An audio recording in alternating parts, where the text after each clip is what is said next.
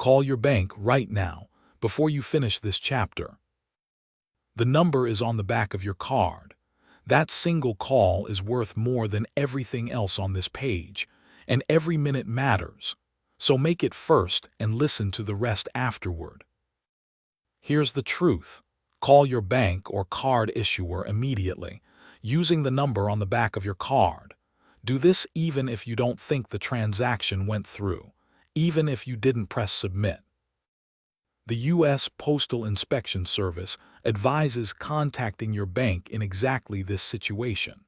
And card fraud is the most recoverable kind of loss in this entire book. Here's the genuinely good news, and it's better than most chapters can offer. Card fraud has real protections behind it.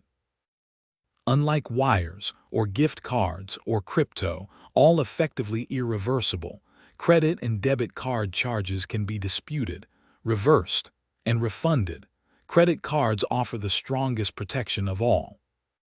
You are in a far better position than most people in this part. Now, but I didn't finish entering it. Call anyway. This trips people up constantly, so let me be direct about it. Partial information is still valuable. Card numbers follow predictable patterns, and criminals combine fragments from multiple sources. A page can capture what you type as you type it. You don't have to press submit for the data to be sent. You may not know what went through. The page may have been designed to look incomplete.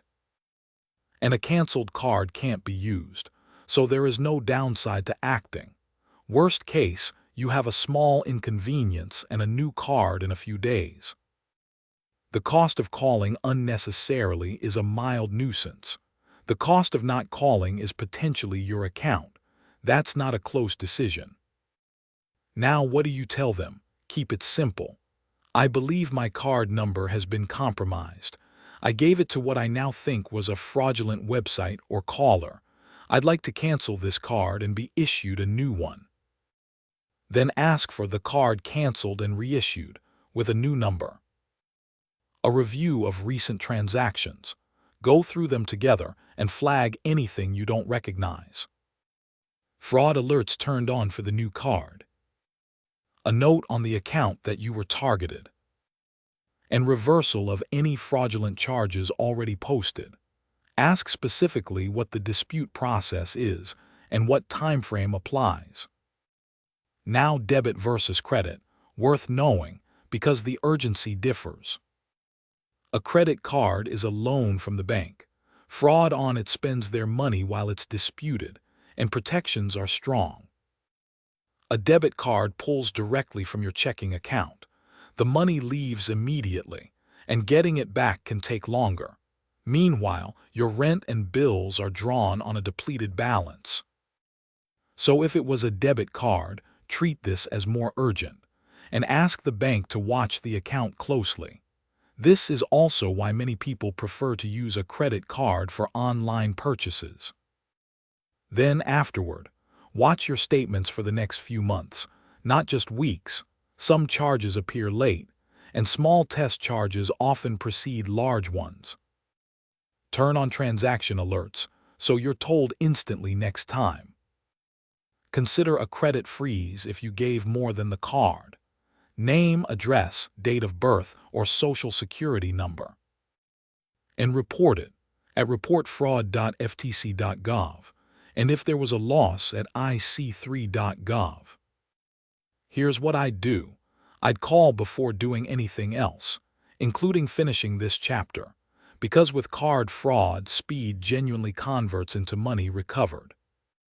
And I'd call even if I'd stopped halfway through typing, because the only thing I'd lose by being wrong is a few days' inconvenience while a new card arrives.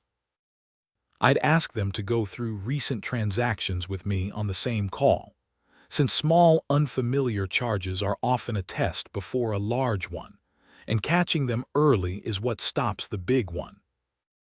And I'd take a moment to actually feel relieved, because this is the good scenario. Card fraud is the most recoverable loss in this book. Not gift cards, not crypto, not a wire, a card. Of all the chapters you could be reading in a panic, this is the one with the best ending. So let's practice. You started entering your card on a convincing renew your subscription page, got halfway through, felt uneasy, and closed it. Nothing was submitted. Most people would decide it's fine, and that's the mistake. You call the number on the back of your card, say you believe the number may have been captured, and ask for a replacement. You go through recent transactions together, and nothing's wrong yet. 3 days later, a new card arrives.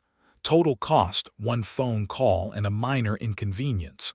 Total risk avoided, everything.